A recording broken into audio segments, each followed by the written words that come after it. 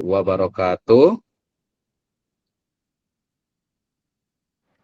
Waalaikumsalam warahmatullahi wabarakatuh.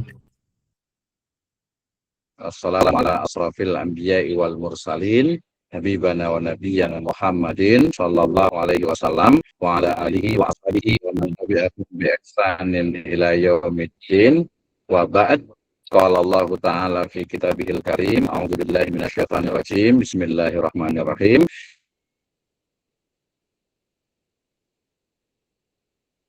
Ya ayyuhalladzina amanu Allah wallahi wa rasul billahi wal yaumil akhir dzalika khairu wa sanu ta'wila. Wa qala Rasulullah sallallahu alaihi wasallam la yu'minu ahadukum hatta yakuna hawahu taba'an lima ji'tu bihi. Wa qala an Mu'adz bin Jabal anna qala la hina ba'asahu ilal Yaman bi kitabillah qala fa illam tajid qala bi sunnatir rasulillah qala fa illam tajid qala ajtahidu ra'yi wa la alu.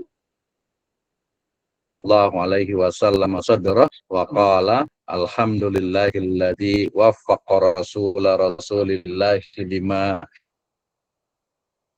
lima yurdiyallahu wa rasulah. Amma ba'd fa inna asdaqal hadits kitabullah wa khairal huda hudan nabiyyu sallallahu alaihi wasallam.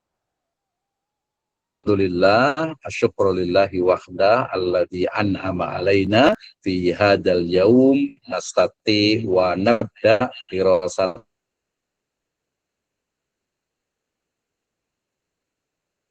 tanah fi usulil fiqh khasatan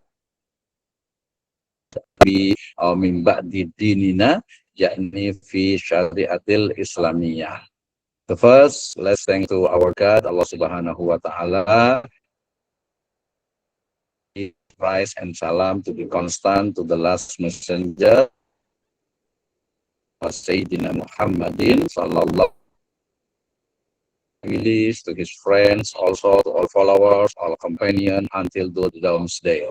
Brothers and sisters, thank you very much for in our subject Usul al-Fiqh di fil episode al-Islami. Welcome to our subject in Usul al-Fiqh. Extremely, I'm happy, because we can study, we can discuss about the part of our religion, Usul al-Fiqh, specifically in Islamic economy. Oke, terima kasih atas kehadirannya. Teman-teman semuanya sudah hadir di mata kuliah 4, tidak terasa ya. Ini ada Kang Riki, ada Wawan, ada Alma, ada Hari, dan yang lainnya. Kita bisa bertemu kembali di mata kuliah yang I think challenging menurut saya sangat menantang dan sangat penting azun yakni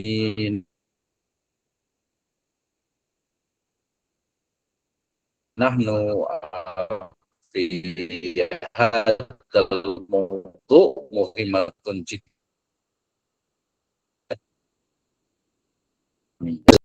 Saya awali dalam surat An-Nisa ayat ke-59 yang menjadi dasar bagi ilmu usul fikih, termasuk juga usul dan keuangan syariah. Allah Subhanahu wa taala berfirman, a'udzubillahi minasyaitonirrajim, bismillahirrahmanirrahim. Ya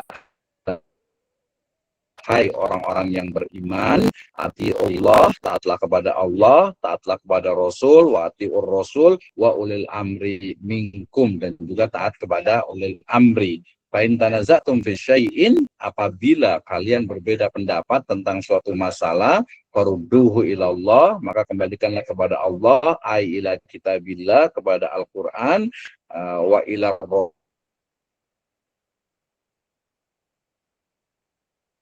Rasul, yakni ila sunnatin nabi ila mada ila kitab wa wa sunnah in kun yaumil akhir, apabila dan hari akhir, zalika khair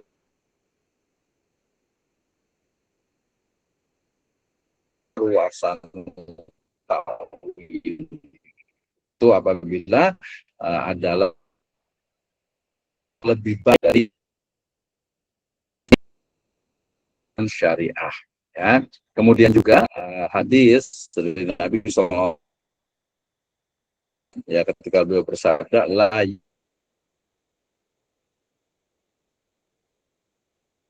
yu'minu ahadukum, tidak sempurna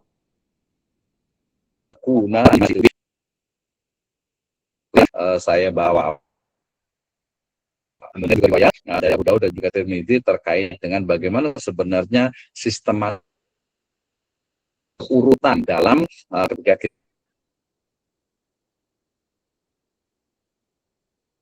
kita itu menghadapi permasalahan, ya. Itu memutus, ya, Mu'adz bin Jabal Qiyamah bima taqdi, dengan apa engkau akan memutuskan suatu bila, yaitu dengan kitabul ilam tajid, ya, gimana kalau tidak ada dalam kitabullah, maka bisunnatir rasulillah sallallahu alaihi wasallam. Fa ilam tajid, gimana tidak ada di hadis, maka qala ajtahidu ra'yi wala alu, maka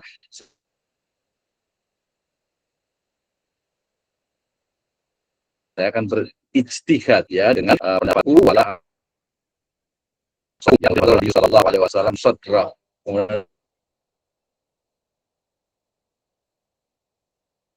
Nabi SAW itu dan berkata, Rasulullah lima yuriyallahu Rasulullah, ya, segala puji bagi Allah Subhanahu wa taala yang telah memberikan Allah dengan apa yang diridhoi oleh Allah dan Rasulnya. Oke, kita akan belajar bersama terkait dengan mata kuliah kita, yaitu usul fikih. Saya awali dengan review, ya, dari ataupun juga overview lebih tepatnya, ya, dari usul fikih ini. Setelah itu nanti kita akan jelaskan RPS atau rencana pembelajaran semester. Baik, teman-teman semuanya,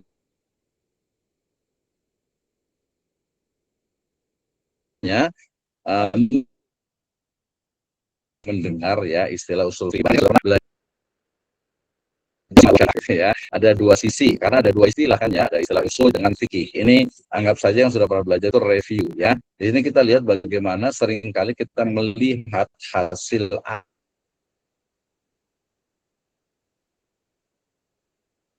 akhir, ya, dari sebuah pun meledangkan usul fikih itu adalah prosesnya atau metodenya, ya, sehingga kemudian berbeda dengan memahami bagaimana hukum itu terbentuk, ya. Jadi usul fikih adalah ilmu yang mengkaji tentang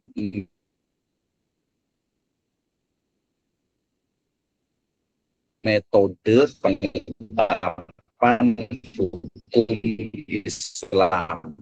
Simpelnya seperti adalah apa? Hasil dari fikih kita sudah sering dengar yang namanya ilmu usul fikih adalah al-ilmu bil ahkami syar'iyyatil amaliyah al-muqtasadu min adillatiha tafsiliyah, ya. Jadi sedangkan kita sekarang belajar tentang ilmu usul fikih. Jadi ilmu usul fikih itu adalah proses dalam menghasilkan satu produk hukum fikih.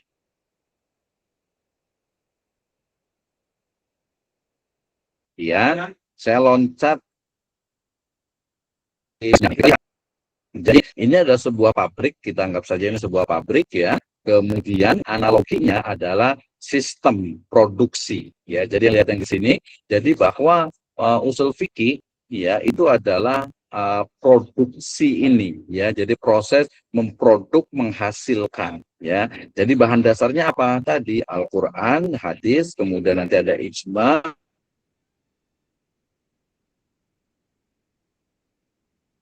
ada qiyas,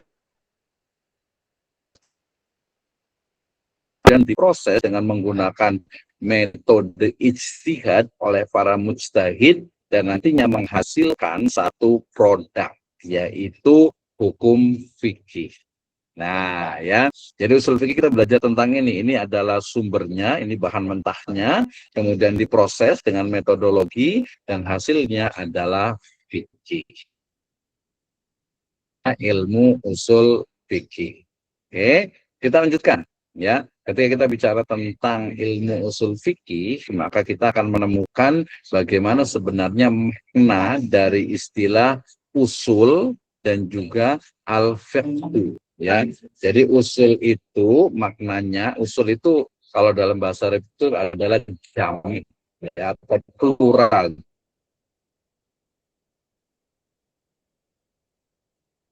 dari al-aslu, ya. Aslu asal, asal atau das, pokok, ya. Usul fikih berarti ya fondasi untuk menghasilkan fikih, ya. Kalau kita bicara tentang al-aslu, misalnya di sini seperti apa, ya, thayyibatin, kemudian asluha sabito wa fa'uha fis sama, ya, surat Ibrahim ayat 24. Tentu satuan boleh baca ini, ya. Jadi usul fikih secara bahasa adalah sesuatu yang menjadi dasar bagi yang lainnya, ma yubna alaihi ghairuh, ya. Jadi al usul fi lughatin ma yubna alaihi ghairuh, sesuatu yang menjadi dasar bagi yang lainnya, ya. Ini adalah fikih, tadi sudah sebutkan, kita sering ya dengar, ya, al-fiqhu ama fi istilahin, ya, tafhimul Quran bil ahkami syar'iyyatil amaliyah al muhtasabu min adillatiha tafsiliyah. Ya, jadi kita sedang belajar tentang definisi atau pengertian dari usul fikih, ya. Kalau kita lihat kata-kata usul itu memiliki 6 dimensi terminologi. Yang pertama, al-aslu itu adalah, misalnya kalau dalam hal dikatakan bunyal Islamu ala khamsin, ya, Islam itu dibangun dari 5 yang kita sebut dengan rukun Islam, ya. Kemudian juga bermakna faidah, ya, rojih, ya, preponderance, ya, pendapat yang lebih kuat atau unggul, ya, yang lebih rojih, ya. Kemudian juga mustahab, artinya original state, di mana status asli, ya, nanti almaru baro'atul zimmah, misalnya dalam kaidah fikih nanti kita akan belajar. Kemudian nanti juga kita akan lihat dari sisi analogi source, ya, dengan dalil hukum Islam yang mengkiaskan sesuatu, ya, ini sangat banyak terjadi, ya. Kemudian nanti juga far'un, ya, hubungan ayat sebagai asal dari anak, itu juga asal, ya, al aslu. Kemudian juga dalil, itu juga dengan dalil, ya,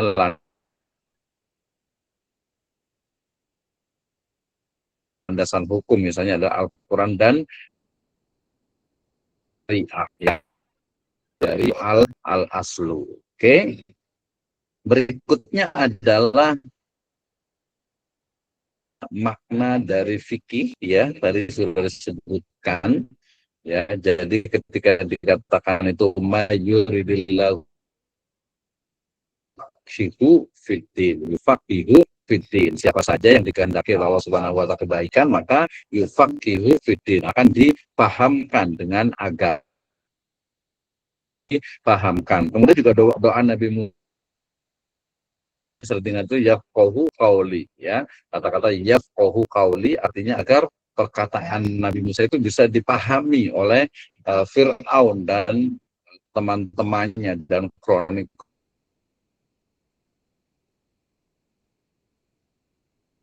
kroninya, pendatang qauli. Nah, itu makna dari al-fiqhu, ya. Nah, kemudian ketika bicara lughatan wa istilahan. Ini juga sebuah gambar grafik yang menjelaskan ya. Jadi ini adalah syariah Islamiyah umum gitu ya. Ada akidah, ada amalah, ada akhlak gitu ya. Nah, fikih ya, di sana itu menjadi fikih yang lebih spesifik. Ini al ilmu bil ahkami al-muktasabu min adillatiha tafsiliyah. Ilmu tentang hukum-hukum amalia yang digali dari dalil-dalil syara yang bersifat praktis. Nah, ya. Jadi ilmu tentang hukum-hukum syara yang bersifat praktis yang digali dari dalil-dalil yang terperinci. Itu adalah ini ilmunya, ilmu usul fikih. Sedangkan hasilnya atau produknya adalah hukum dari fikih itu sendiri yang nanti kita lihat dari sisi haram, makruh, halal atau wajib ya. Oke, kita masih ke sini dulu. Jadi definisi dari al ilmu bil ahkami syar'iyyatil amaliyah, amaliyah itu adalah berkaitan dengan perbuatan manusia. Jadi bukan akidah. Jadi fikih itu tidak berkaitan dengan akidah secara, kalau pada masa lalu ada istilah fiqhul akbar, itu adalah kaitannya dengan apa? Dengan akidah. Tapi sekarang sudah dipahami fikih itu adalah amaliyah ya. Al-muktasab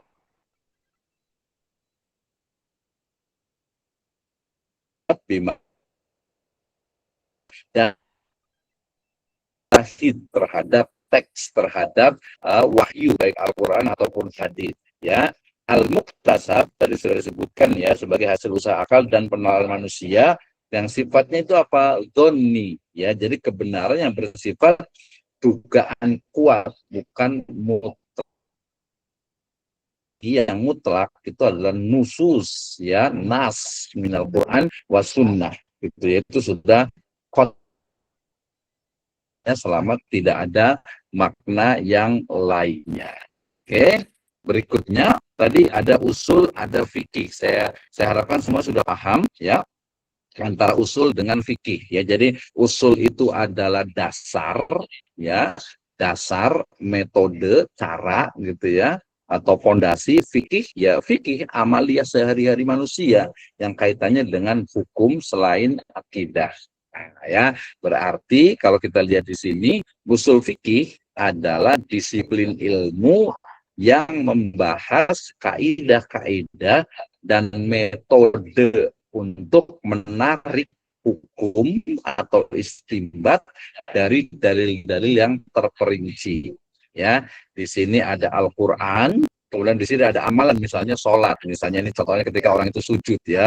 Sujud itu dalam sebuah hadis itu dikatakan 7 anggota badan yang harus menempel ke tanah. Kayak gimana nih? Nah, untuk memahaminya maka baik dari ayat Al-Qur'an ataupun hadis ya harus ada cara, metode dalam memahami dari ayat Al-Qur'an ataupun hadis tersebut ya, berupa jembatan penghubung yang menggunakan metode istimbat dan juga alat analisis. Inilah usul fikih ya. Jadi usul fikih itu fungsinya seperti jembatan yang menghubungkan antara wahyu yaitu Al-Qur'an dan hadis, kemudian dipahami oleh para ulama dengan metode usul fikih untuk amalan-amalan keseharian dari mukallaf atau manusia ya.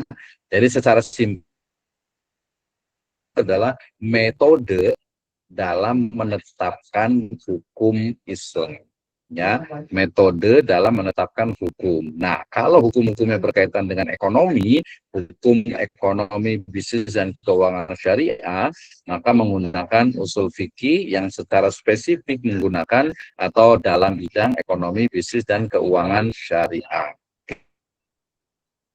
Definisi dari para usuliyun ya, diantaranya Imam Al-Ghazali yang mendefinisikan, kita pakai bahasa Indonesia aja lah ya. Ini dari Profesor namanya usul fikih itu adalah dalim global atau ijmali metode istimbat. cara menggali hukum dari nas, ya, itu namanya istimbat. Nanti ada terakhir materi. Yang kedua, Abdul Wahab Khalaf, ada dua bukunya, yang satu dalam bahasa Arab, nah, ini bukunya ya, Ilmu Ushulul Fiqh. Nanti PDF-nya ini sangat banyak sekali ya. Oke, jadi dalam kitab beliau menyebutkan bahwasanya ilmu ushul fiqh itu adalah ilmu tentang kaidah dan pembahasan untuk mengambil faedah hukum praktis dari dalil-dalil terperinci. Nah, jadi lebih kepada kaidah. Kaidah itu sama dengan rumus atau formula atau metode, gitu ya. Jadi cara atau metode dalam menetapkan hukum. Yang menetapkan hukum dari mana? Ya dari dalil,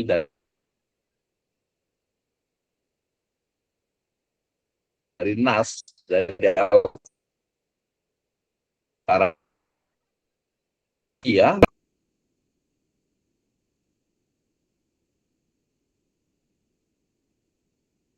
global, ya metode istimbat. Nah, jadi di sini tiga pertama adalah tentang dalil fikih. Kenapa dari sisi ibadah, kalau dari sisi muamalah, kenapa bunga bank itu haram, kenapa asuransi yang mengandung riba itu haram, kenapa ikhtikar itu haram, kenapa misalnya gis ya curang itu haram, ya kenapa koror itu haram, kenapa mudoroba itu boleh, kenapa musyarakah itu boleh, kenapa ijarah mutahiyyah bitamlik boleh, kiso boleh. Nah, boleh haram, halal, makruh, sunnah, mandub, gitu ya.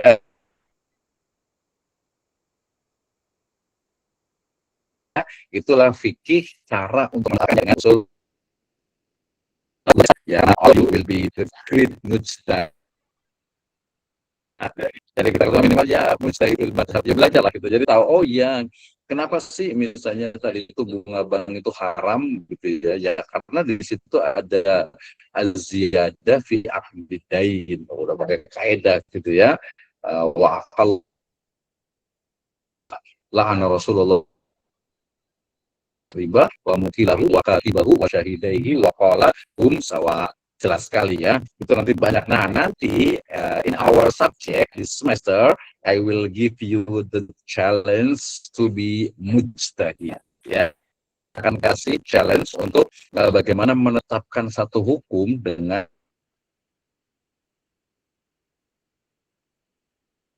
metode usul fikih. Jadi usul fikih itu membahas tentang apa sih? Saya ambil dari kitab Al-Mustasfa lil Imam Al-Ghazali, ya. Di antara syara, ya. Jadi hukum syara itu ya hukum dalam Islam.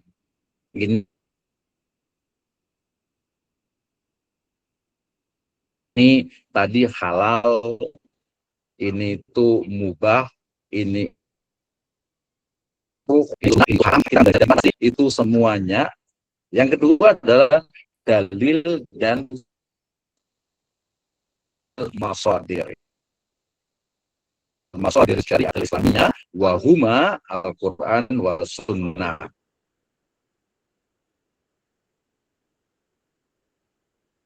Amma min adillati tafsili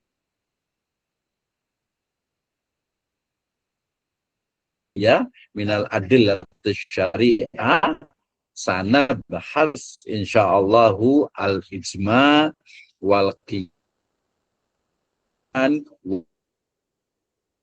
metode penggalian hukum baik secara lugawiyah ataupun juga maqasidi, ya. Nah, kita juga akan tahu tentang ijtihad dan mujtahid, syarat dan kualifikasi seorang mujtahid seperti apa sih? Nah, ini penting nih. Jadi tidak sembarangan orang kemudian mengatakan itu, oh ini dasarnya ini, karena tidak apa ya, tidak sesuai ya, tidak pada tempatnya ya ketika mengambil satu hukum. Contohnya ya. Kemudian tadi objeknya ya kita akan belajar itu Jadi kalau usul fikih ini saya ulang lagi, analoginya itu seperti kelihatan mudah ya. Inputnya, bahan mentahnya, ya, walaupun nanti sebenarnya ini contoh saja ya, walaupun nanti dalam Al-Quran ada yang sudah qat'i, yang sudah tafsil, sudah jelas, misalnya dalam masalah waris, misalnya kan jelas ya, yusikumullahu fi auladikum lidzakari mislu hadzil unsayain, kan clear ya. Tapi ini analogi saja lah ya, contoh untuk memudahkan. Jadi sebagai sebuah pabrik hukum, maka inputnya, bahan dasarnya adalah Al-Quran dan As-Sunnah. Kemudian ada mesinnya, ya. Mesinnya adalah ilmu usul fikih sebagai metode dalam menetapkan hukum Islam, ya. Nanti hukum Islam dalam bahasa Indonesia, dalam bahasa Arabnya nanti adalah fikih, dan juga nanti ada fatwa, ya. Jadi di sini ada inputnya nih, Al-Quran dan As-Sunnah. Kemudian ini mesinnya, yaitu metodologi, operatornya adalah mujtahid, ya, ahli dalam bidang hukum Islam, dan outputnya, hasilnya adalah fikih atau hukum praktis, hukum yang mudah dipahami. Oh, ini haram, oh ini makruh, oh ini mubah, oh ini sunnah, oh ini wajib atau halal. Nah, itulah usul fikih. Jadi kita belajar dari bagaimana mesin ini tuh bekerja, ya. Mesin ini bekerja, ya, perlu operator, perlu mujtahid, ya. Tanpa mesin, tanpa usul fikih dan operator mujtahid, bahan baku dalil tidak bisa menjadi produk siap pakai, khususnya dalam bidang fikih, ya. Walaupun nanti ada sedikit, tadi ada beberapa pengecualian, misalnya ya udah kita ambil dari Al-Quran, ada beberapa yang sudah qat'i gitu kan, sudah jelas, ya. Nah, itu tidak ada dalam, misalnya tadi wa ahallallahul bai' wa harramar riba. Allah Subhanahu wa taala menghalalkan jual beli dan mengharamkan wa ahallallahul bai' wa harrama yuharrimu tahriman. Clear, jelas, ya. Oke, lanjut. Dan ini mudah-mudahan memahami. Jadi di mata kuliah ini kita akan belajar tentang bagaimana cara kerja mesin ini, ya. Kalau agak susah, bagaimana cara kerja dari usul fikih ini, ya. Nah, kemudian kita lihat bedanya apa fikih dengan usul fikih di sini nih. Jadi kalau fikih yang dikaji itu adalah tadi amaliyah, ya, perbuatan manusia. Sedangkan kalau usul fikih adalah dalil syara, ya, jadi Al-Quran dan hadis, dan juga manhaj atau metode.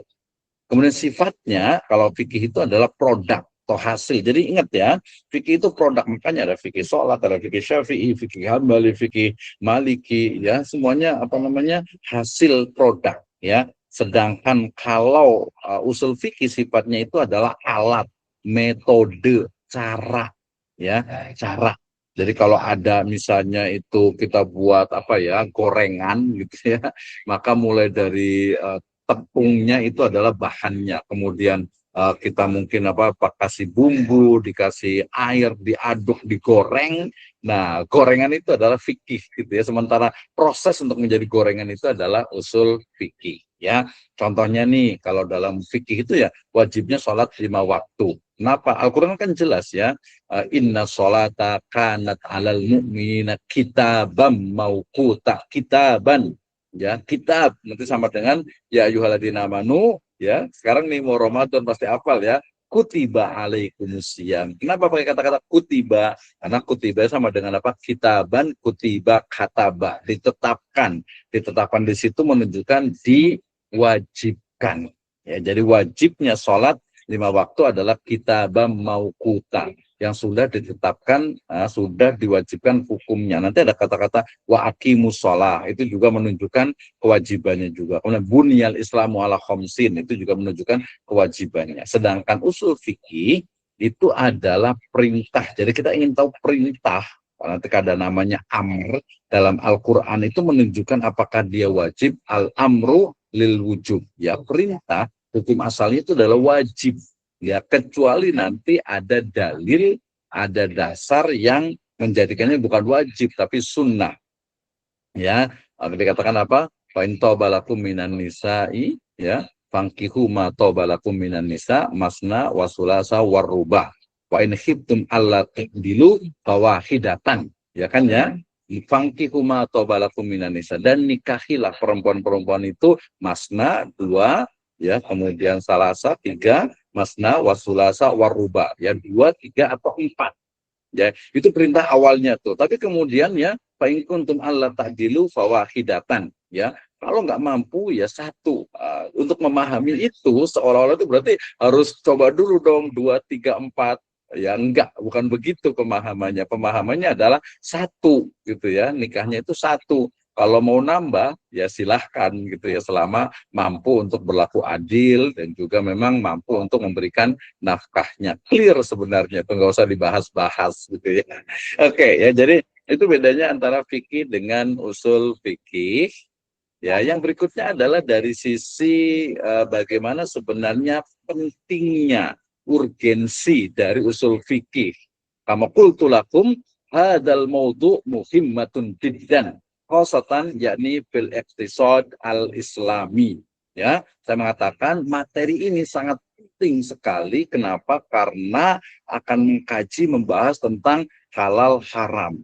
Ya, apalagi kaitannya dengan ekonomi, bisnis, dan keuangan. Misalnya kripto boleh atau tidak, digital money boleh atau tidak, kemudian misalnya itu forex misalnya, ya trading misalnya gitu ya, saham gitu ya, dan lain sebagainya boleh atau tidak.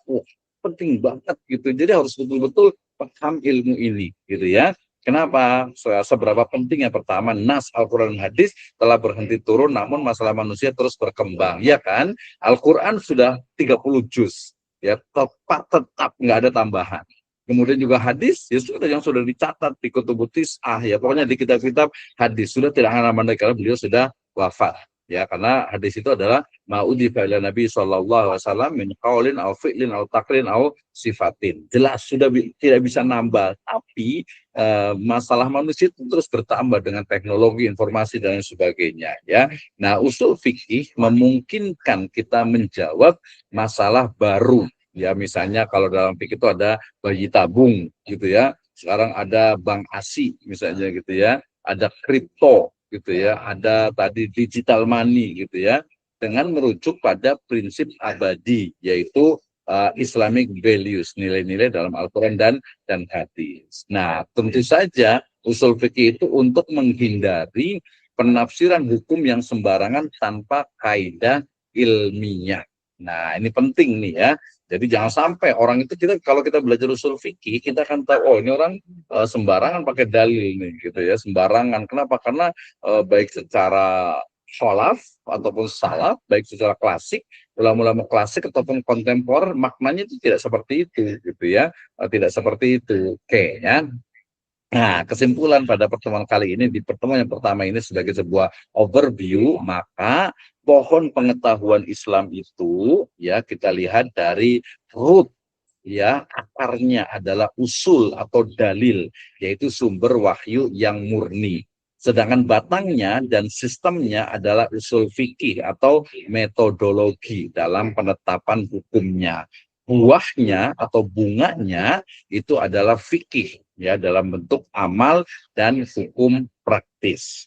Usul fikih adalah sistem yang memastikan buah atau amal kita benar-benar berasal dari akar wahyu yang murni, ya, bukan tempelan. Seperti itu ya. Jadi harus kita bisa memastikannya. Oke. Kemudian jadi usul fikih adalah jembatan menuju kehendak ilahi. Pada akhirnya usul fikih adalah upaya manusia untuk memahami titah atau firman kalam dari Allah Subhanahu wa taala dengan benar, agar setiap langkah dalam hidup selaras dengan nilai-nilai syariah. Memahami usul fikih adalah kunci untuk menjaga kemurnian agama di tengah perubahan zaman. Ya, dan ini tadi ringkasannya, ya. Jadi ketika kita belajar usul fikih, nanti kita akan belajar banyak detail ya, terkait dengan pondasinya, asalnya, kemudian makna-maknanya, kemudian prosesnya, ini apa pentingnya, urgensinya, kemudian juga evolusi terminologi fikihnya, sampai ujungnya adalah menghasilkan produk akhir yaitu fikih.